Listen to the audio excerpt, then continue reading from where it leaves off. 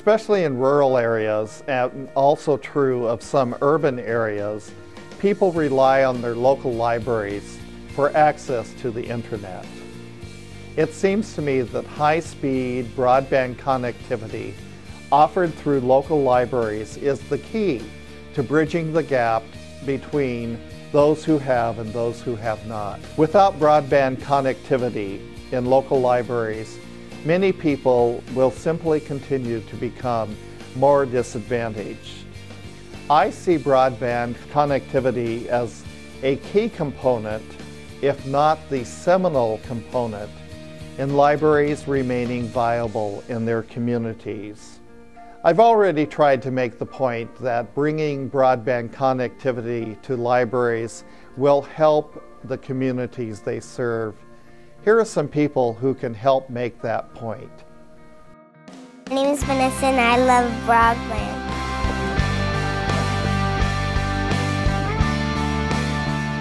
What broadband has brought is a huge change in who comes to the library and how the library is used. We're the only game in town for internet, for copies, for faxing, and they know that. I check my emails and then I have registered with the school online. Government is streamlining its own processes. You can't go down and get a new license. You have to do that online. And so if you don't have that internet connection, you're not going to be able to do that. We do have a lot of people who are coming in because they can no longer apply for a job. I'm a substitute teacher and they've changed it now so you have to renew online. If I don't have a computer access, I don't know what I'd do. IRS forms, tax forms, information that's not provided to the library, that isn't mailed to people at home. I realized because I didn't have high-speed internet access, I was basically being left behind. Broadband is a wonderful equalizer. In the old days in the library, you were restricted to what you had in your library. Now, having the internet, we have the access to the whole world. National boundaries disappear. Language disappears. My name is Jean-Whitson Xavier. I come from Haiti. I can't be in contact with the world. We're serving everybody and they're sitting side by side using the computers. We have a lot of elderly using the internet because they want to see pictures of their grandchildren back home. Right now I'm checking to see the questions for the Tale of Despereaux, which we are having our book club discussion on Saturday. It means I get the heck out of the house instead of staying home for hours on end. It's the best thing about what we are. We're right next door to a school at this branch, so we do have kids that come in every day, and they come in right after school and get on the internet almost immediately. Some of them are doing their homework. They actually do use our computers for their homework. I knew I couldn't have gotten through high school without using the internet. I use broadband to do my homework for school. It has made libraries more vital to the community. We are busier than ever. Libraries are busier than ever, and our net access is busier than ever. Our numbers have gone up in huge amounts. It has become a major part of what people use in the library here. Right on the library's homepage, they have a link for databases, and it brings you to all these great sources. I would be completely cut off otherwise. If my library didn't offer broadband, this community would be at a complete disadvantage. It would leave a big void. This, honestly, is pretty much my second home. Broadband internet access is basically what utilities were 50 years ago. They're that important. Thank God I have running water, I have electricity, but I don't have internet access, so I've got to go other places to find it. It's absolutely imperative. There's no question that every library in this country needs to have broadband internet. If we don't provide what our community, what our patrons need, libraries run the risk of becoming obsolete.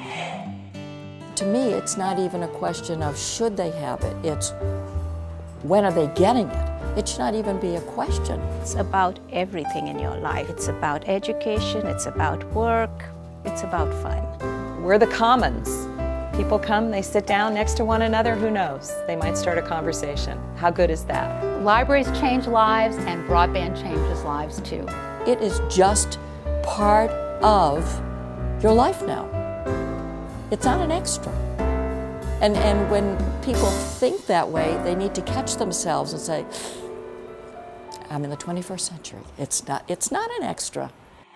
This convening will be a time in which library leaders can think strategically about the use of high-speed broadband connectivity, a time in which they can plan for the future of accessing information. This convening will be the beginning of libraries sharing knowledge, ideas, and best practices about the use of this valuable public resource, high-speed connectivity.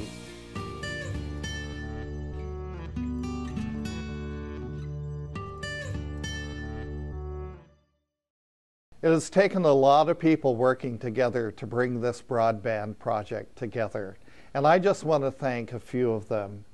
First, I want to thank Jill Nishi and the staff of the Bill and Melinda Gates Foundation for partnering with us and for providing $1.5 million in matching funds for our Round 2 BTOP application.